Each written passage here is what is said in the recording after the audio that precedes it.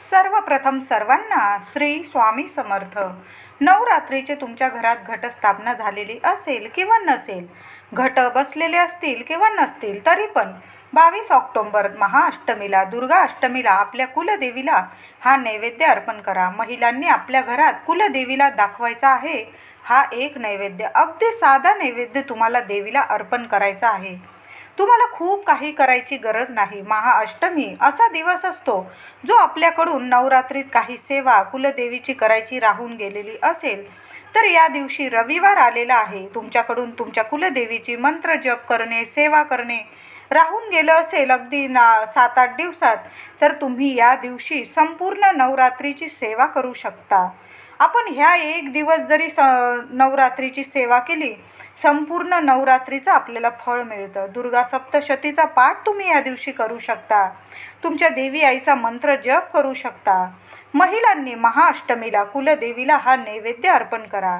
कुलदेवी प्रसन्न होईल, घरात लक्ष्मी नांदेल, वर्षभर तुमच्या घरात कशाला कमी राहणार नाही. तर अष्टमीला देवीला खिरीचा नाही तर मसाला दूध, जे आपण कोजागिरी पौर्णिमेला बनवतो मसाला दूध, त्या मसाला दुधाचा तुम्हाला नैवेद्य आणि देवीला तांबूल, मिठा पान, गोड पानाचा नैवेद्य दाखवायचा आहे. आठवणीने अर्पण करा हा नैवेद्य. तुमचे कुलदेवी कायम तुमच्यावर प्रसन्न राहील. तुम्ही खीर करू शकता किंवा गोड दूध तुम्ही बनवलं, कोजागिरीला अमृतावाणी दूध बनवतो आपण, तसं दूध अमृतासारखं गोड दूध देवीला अर्पण करा, नैवेद्य दाखवा. आणि त्याचबरोबर अष्टमीला तांबूल, मिठं पान, गोड पानाचा नैवेद्य तुम्ही देवीला जरूर अर्पण करा. तुम्ही बाहेरून आणा किंवा घरात बनवा, पण नक्की अष्टमीला मिठा पान नक्की अर्पण करा. संपूर्ण सेवेचं तुम्हाला फळ मिळेल. तुम्ही जर या दिवशी तुमच्या कुलदेवीला घटासमोर ओटी भरत असाल तर आठवणीने ओटीत तांबूल, विडा नक्की ठेवा. तुम्ही एकच विडा याच्यात ठेवला ओटीत किंवा असाच नैवेद्य दाखवला तुम्ही तरी चालेल, पण एक विडा नक्की अर्पण करा, तरच तुमची ओटी पूर्ण होईल. तुमची सेवा 9 दिवसाची सेवा पूर्ण होईल. देवी आईला विडा खूप प्रसन्न करतो. आपण सर्व सेवा करतो, पण ही लहानशी सेवा राहून जाते. म्हणून आठवणीने महाअष्टमीला खिरीचा आणि गोड केशर टाका थोडीशी दुधात. केशरी दुधाचा नैवेद्य दाखवून नैवेद्यात तांबूल अर्पण करा. देवीला ह्या दिवशी तुम्ही घरच्या घरी होम हवन करू शकता. या दिवशी कन्यापूजनाला खूप महत्त्व आहे. कन्यापूजनात कन्येची तुम्ही छान पूजन करून घ्या. कन्यांना बोलवून 2 वर्षापासून ते 10 वर्षापर्यंत तुम्हाला जेवढ्या कन्या मिळतील, तुमच्या आजूबाजूला राहत असतील किंवा तुमच्या घरात जरी असेल, एक जरी कन्या मिळाली तरी खूप आहे. आणि मिळाल्यास देवी आईच्या कृपेने मिळाल्या तुम्हाला 9 कन्या, तर आनंदाने पूजन करा. त्यांच्या आवडीचे जेवण त्यांना जेवू घाला. त्यांना कामात येईल अशा उपयोगी वस्तू त्यांना भेट म्हणून द्या. आणि कन्यांना ह्या 3 वस्तू तर आठवणीने द्या. त्या म्हणजे तुम्हाला तुमच्याकडं तांदूळ, जेवढ्या कन्या पूजनासाठी येतील त्यांना मूठभर तांदूळ एखाद्या रुमालात द्या आणि त्यातूनच थोडेसे तांदूळ त्यांच्या डोक्यावर टाका.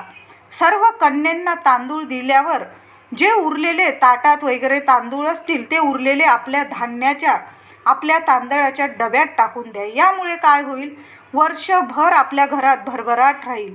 धनधान्याची, पैशांची बरकत होत राहील, कशाला कमी राहणार नाही. म्हणून मूठभर तांदूळ नक्की द्या. यामुळे लक्ष्मी माता खूप प्रसन्न होईल. त्यानंतर दुसरी वस्तू काय द्यायची, तर आपल्याला द्यायचं आहे एक श्रीफळ म्हणजे नारळ. एका तरी कन्येला जरूर द्या. तुमच्याकडं 9 कन्या आलेल्या असतील, त्यातील एका कन्येला तरी श्रीफळ द्या. बाकी कन्यांना तुम्ही वेगळ्या भेटवस्तू देऊ शकतात.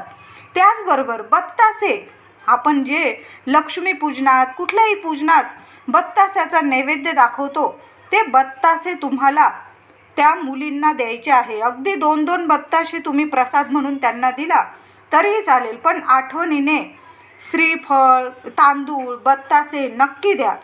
लाल रंगाची ओढणी, चुनरी किंवा एखादा लाल रंगाचा ब्लाऊज पीस त्यांना द्या. लाल रंगाचे तुम्ही रुमाल जरी आणले तरीही चालेल, पण लाल रंगाला खूप महत्त्व आहे या दिवशी. म्हणून लाल रंगाचं काहीतरी नक्की द्या. त्यांना लाल टिकल्या तरी, टिकलीचं पाकिट तरी नक्की द्या. तुम्हाला प्रत्येक कन्यांना देऊ शकता, पण एक तरी कन्येला श्रीफळ अवश्य द्या, शुभ ठरते. कन्या पूजन केल्याचे संपूर्ण फळ तुम्हाला कुलदेवी देईल. आणि त्याचबरोबर कन्यांना एक फळ म्हणजे केळी, सफरचंद. केळी दिली तर अतिशय शुभ. सफरचंद असेल तुमच्याकडं, सफरचंद द्या, केळी द्या, एक तरी फळ द्या. तांदूळ, नारळ, बत्तासे आणि एक फळ केळी, आणि तुम्हाला जी भेटवस्तू वगैरे द्यायची, ह्या अशा वस्तू तुम्ही कन्यांना नक्की द्या. त्याचबरोबर काहीतरी 11 रुपये, 5 रुपये, 21 रुपये तुमच्या मनानुसार काहीतरी दक्षिणा त्यांच्या ओटीत नक्की ठेवा. खाली हात पाठवू नका. जेव्हा त्या स्वतःच्या घरी जायला निघतील त्यांना पुन्हा आपल्या घरी येण्यासाठी आमंत्रण करा, की पुन्हा घरी यावे देवींनो असं म्हणा. असे म्हणून त्यांना घरी पाठवणी करा.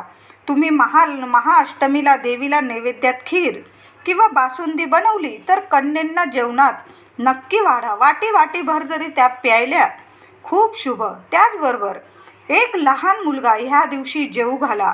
बटूक, भैरव म्हणून त्याला जेवू घाला, त्याची पूजा करा. काहीतरी त्याला टीका स्वरूप एक चंदनाचा टीका लावा. त्याला हळदी कुंकू लावू नका, त्याला चंदनाचा टीका लावा. काहीतरी भेट मुलालाही द्या. 11 रुपये, 21 रुपये दक्षिणा त्यालासुद्धा द्या. तुम्ही सवाशीण स्त्रियांना हळदी कुंकवाला बोलवत असाल त्यांनासुद्धा गोड दूध, तुम्ही एखादं फूल, फळ अवश्य देऊ शकता. तर अशा पद्धतीने महाअष्टमीला देवीला गोड दूध, तांबूल असं नक्की अर्पण करा हा नैवेद्य. आणि तुम्ही कन्यापूजन करत असाल तर कन्यांना ह्या 3 वस्तू अवश्य द्या. तुम्हाला संपूर्ण महाअष्टमीचं, नवरात्रीचं फळ तुमची कुलस्वामिनी देईल. आजचा व्हिडिओ आवडला असेल लाईक करा, शेअर करा, चॅनलला नक्की सबस्क्राईब करा. धन्यवाद.